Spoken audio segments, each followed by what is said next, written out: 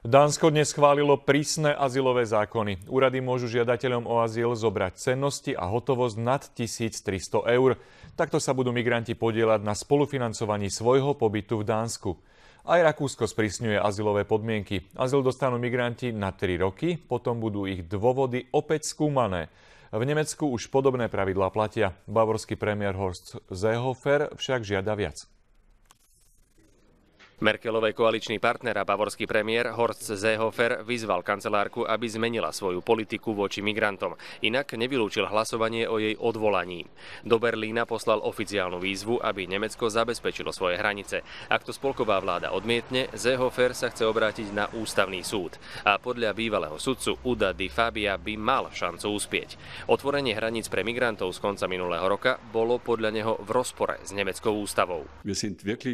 My v Bavorsku nie sme tí, ktorí zapričinili túto situáciu. Zodpovednosť leží na pleciach Berlína. Musíme nájsť vyváženú hranicu a nemali by sme byť pesimistickí. Stále verím, že to dokážeme manažovať. Samozrejme potrebujeme výrazne obmedziť prílev migrantov a už na tom pracujeme. Nemecká polícia má zatiaľ do mája možnosť kontrolovať hranice a zo stretnutia ministrov vnútra Európskej únie vyplýva, že ich môže zatvoriť až na 2 roky.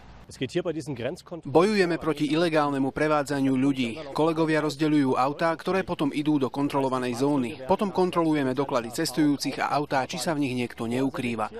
Predsedovi CSU to ale nestačí. Vyjadril obavy o budúcnosť koalície s Merkelovej kresťanskými demokratmi. Ich tretí koaličný partner kroky bavorskej vlády odsúdil. Je to oznámenie o rozpade koalície. V koalícii si nemáme písať výhražné listy, máme riešiť problémy. Rozpad nemeckej koaličnej vlády je podľa odborníkov nepravdepodobný. CDU z SPD majú aj bez Seehoferovej strany nadpolovičnú väčšinu poslancov v Bundestagu. Peter Nitnaus, TA3.